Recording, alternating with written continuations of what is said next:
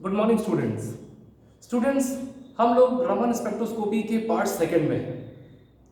मैं Ashutosh Gupta, assistant professor department of biotechnology, Pentium point technical college Rewa. Students, Raman spectroscopy के बारे में हम लोगों ने पार्ट फर्स्ट में डिस्कस किया था कि इसे Indian physicist sir CV Raman ji ने 1928 में दिया था और उनके इस रमन इफेक्ट को और उन्हें मेमोराइज करने के लिए हम 28 फरवरी को इंडिया में नेशनल साइंस डे के रूप में 28 फरवरी को हम लोग सेलिब्रेट करते हैं। और आप तो जानते हैं कि अपने कॉलेज में, अपने इस पेंटियम पॉइंट टेक्निकल कॉलेज में इस साइंस डे को सेलिब्रेट करने के लिए हम लोग वर्किंग मॉडल्स, पोस्टर्स, प्रेजेंटेशन, हम लोग इनके द्वारा इस डे को सेलिब्रेट करते हैं।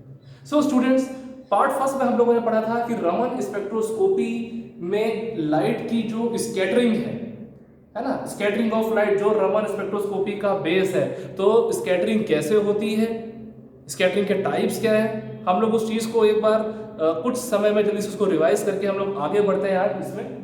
स्टूडेंट्स, रमन स्पेक्ट्रोस्कोपी जो कि स्कैटरिंग ऑफ लाइट पर पूरी तरह से आधारित है, हमने लोगों ने डिस्कस किया था कि दो टाइप की डिस्कस किया था, इलास्टिक कोलिजन और इनइलास्टिक कोलिजन। इलास्टिक कोलिजन और इनइलास्टिक कोलिजन को समझने के लिए हमने आपको बताया था कि जैसे ये हमारा कोई मैटर है, हम यदि इस पर कोई एक रेडिएशन को डालते हैं, ठीक है, एक निश्चित एनर्जी की, तो जितने एनर्जी की रेडिएशन इस पर इंसिडेंट हुई, लाइट सैंपल से टकराने के बाद स्कैटर हुई, तो स्कैटर की हुई लाइट की एनर्जी इंसिडेंट हुई लाइट की एनर्जी के यदि बराबर है तो वो कहलाती है हमारी इलास्टिक कोलिजन, क्योंकि इलास्टिक कोलिजन में एनर्जी चेंज नहीं होती।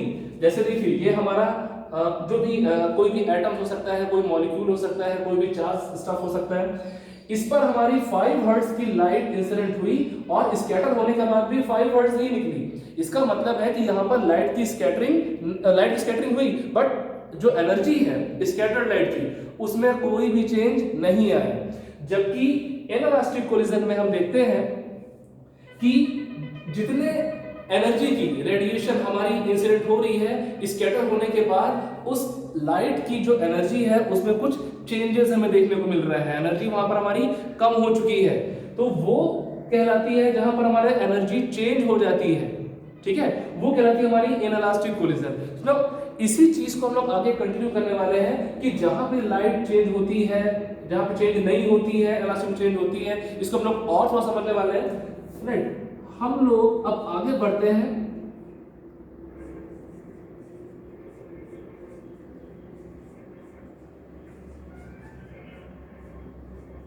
रेले स्कैटरिंग। ऑलराइट, ये नाम आप लोगों ने स्कूल में जब पढ़े थे आप लोग, तो आप लोग वहां पर ही इन सबका नाम सुनोगे, रेले स्कैटरिंग।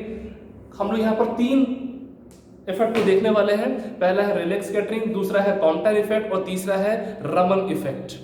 तो रमन इफेक्ट में जाने से पहले हम लोग को इन सब के बारे में पढ़ना पड़ेगा, रेले स्कैटरिंग क्या है, कॉम्पटन इफेक्ट क्या है, सब चीज को देखना पड़ेगा।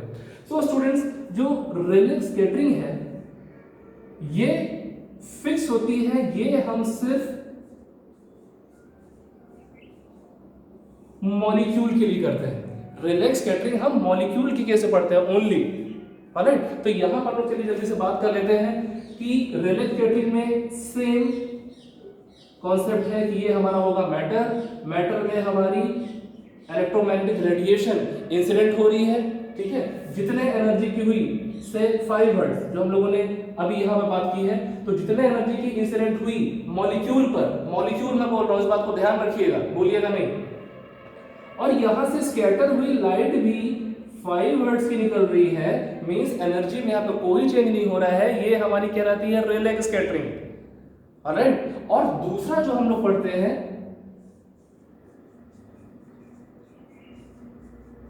Compton effect. कॉम्पटन इफेक्ट में ये हम लोग पढ़ते हैं, कॉम्पटन इफेक्ट पढ़ते हैं, जैसे कि हम लोग रेले स्कैटरिंग मॉलिक्यूल के केस में पढ़ते हैं, यहां पर कुछ चीजें स्पेसिफिक है, हमें उस चीज को याद रखना पड़ेगा। कॉम्पटन इफेक्ट हम लोग पढ़ते हैं किसी चार्ज्ड स्टफ से, जैसे कि हम लोग यहाँ पर इलेक्ट्रॉन्स की बात कर सकते हैं, ऑलराइट, नेगेटिवली चार्ज है, तो हमें इस बात ध्यान देना है ये मॉलिक्यूल के लिए है और ये हमारे किसी चार्ज स्टफ के बारे में बात करते हैं, जैसे कि हम यहाँ पर इलेक्ट्रॉन्स की बात कर रहे हैं, ऑलराइट। तो यहाँ पर भी हमारा जो भी सैंपल है, हमने इस पर एक रेडिएशन को इंसिडेंट किया, सेम 5 हर्ट्ज हम लोगों ने दिया। स्कैटर होने के बाद जो यहां से लाइट निकली वो हो गई 3 हर्ट्ज की, मींस वहां पर एनर्जी चेंज हुई। तो जो कॉम्पटन इफेक्ट है वो हम लोग एक प्रकार का इनइलास्टिक कोलिजन है, ठीक है, इस बात को ध्यान रखिए। कॉम्पटन इफेक्ट में एनर्जी चेंज हो रही है, मतलब कॉम्पटन इफेक्ट क्या हुआ, एक प्रकार का इनइलास्टिक कोलिजन है।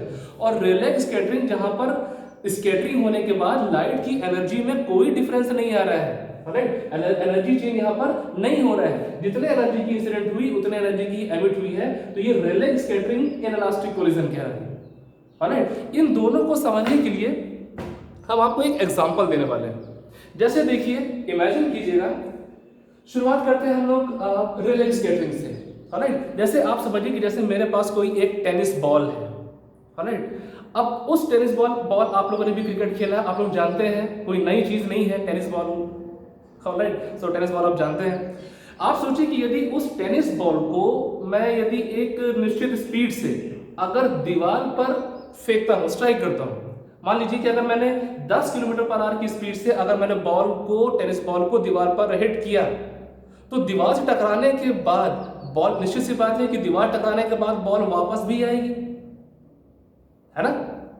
बॉल को हमने एक निश्चित स्पीड से सिर्फ 10 किलोमीटर पर आवर की स्पीड से मैंने दीवार पर फेंका, तो 10 किलोमीटर पर स्पीड से बॉल गई और दीवार से टकराने के बाद वापस से अगर वो 10 किलोमीटर की स्पीड में ही अगर वो वापस आ रही है, तो वो जो एक है ना, वो जो एक स्ट्राइकिंग जो वापस हो रही कि इंसिडेंट किया टकराने के बाद वापस, यहाँ तो थोड़ा सा स्कैटरिंग के संदर्भ में हम बात कर रहे हैं, बॉल का हमने एग्जांपल के तौर पे यूज किया ताकि आपको वो चीज समझ में आ जाए, ठीक है। तो ये जो एग्जांपल है, मींस रेले स्कैटरिंग को समझने के लिए हमने एक एग्जांपल दिया था कि यदि हम बॉल को यदि हम दीवार पर फेंकते हैं और टकराने के बाद अगर वो सेम स्पीड से वापस आती है, मींस वो रेले स्कैटरिंग। ये एग्जांपल है समझाने के, मैंने आपको बताया, ठीक है। कॉम्पटन इफेक्ट को समझने के लिए यदि उसी टेनिस बॉल को यदि एक बड़ी सी फुटबॉल यदि रखी है, बड़ी सी फुटबॉल है, और उस बड़ी सी फुटबॉल पर, उस छोटी सी बॉल पर यदि हम एक स्पीड से यदि हम उस बॉल को फेंकते हैं उस फुटबॉल के ऊपर, तो क्या होगा, ये बात आप भी समझते होंगे कि बॉल क्या है कि छोटी है, ठीक है। हमने एक स्पीड से इस छोटी सी बॉल को, टेनिस बॉल को हमने एक फुटबॉल पर फेंका, तो क्या हुआ कि ये छोटी सी बॉल जब फुटबॉल से टकराएगी, टकराने के बाद वो भी किसी डायरेक्शन में टेनिस बॉल निकल जाएगी, है ना। तो जितनी स्पीड से हमने बॉल को फुटबॉल पर फेंका, क्या फुटबॉल से टकराने के बाद भी क्या बॉल उतनी ही स्पीड से निकलेगी? वहां पर स्पीड कुछ कम हो सकती है। यहां फुटबॉल नहीं, आप कोई और एग्जांपल ले सकते हैं, एक पानी की बोतल जिसमें पानी भरा हो, है ना, बॉटल को दूर रख लें और यदि आप एक बॉल से उस पानी की बॉटल को भी आप हिट करते हैं, तो जितनी स्पीड से आप टेनिस बॉल को उस बॉटल को हिट करेंगे, टकराने के बाद जब बॉल वहां से जब डाइवर्ट जाएगी, किसी दूसरे डायरेक्शन जब निकल जाएगी, तो बॉल की जो स्पीड है वो कम हो जाएगी। क्यों?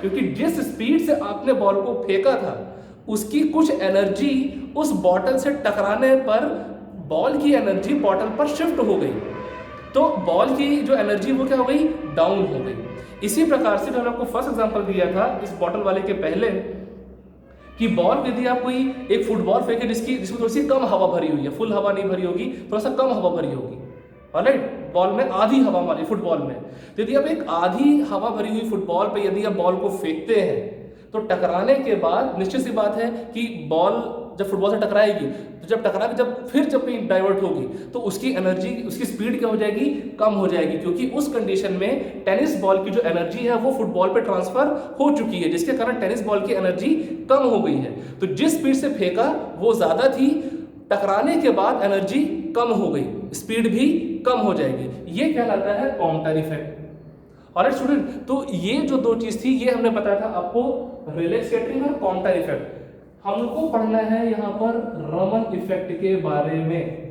रमन इफेक्ट, रमन इफेक्ट का यहाँ पर मतलब ये है कि जैसे मेरा ये कोई मॉलिक्यूल है, ऑलराइट, इस पे हमने एनर्जी रेडिएशन कमिट किया से 10 हर्ट्ज, ठीक है। अब यहाँ पर दो पॉसिबिलिटी है, पॉसिबिलिटी ये टकराई, निकल गई, ये हमारी स्कैटर्ड लाइट है। दो कंडीशन हम यहाँ पे बता रहे हैं। एक कंडीशन ये होगी कि 10 हर्ट्ज की रेडिएशन सैंपल से टकराई और स्कैटर होने के बाद यहां पर 15 हर्ट्ज की लाइट निकल गई। मतलब इंसिडेंट लाइट की जो एनर्जी थी वो स्कैटर्ड लाइट से कम हो गई। मतलब यहां पर क्या हुआ है कि जो हमारे जो सैंपल जो मॉलिक्यूल है इसने अपनी कुछ एनर्जी को लाइट पर ट्रांसफर कर दिया है। समझिए 10 हर्ट्ज की लाइट जो रेडिएशन है हमने उसको इंसिडेंट किया, सैंपल से टकराई, स्कैटरिंग हुई, तो इंसिडेंट हुई थी 10 हर्ट्ज की, स्कैटर हुई 15 हर्ट्ज की। इसका मतलब क्या कि इस मॉलिक्यूल ने अपनी कुछ एनर्जी को रेडिएशन पे ट्रांसफर कर दिया। तो एक कंडीशन यहां पर ये, यहां पर जो स्कैटर्ड लाइट है इसकी एनर्जी इंसिडेंट लाइट से कम है, एक कंडीशन ये हो गई।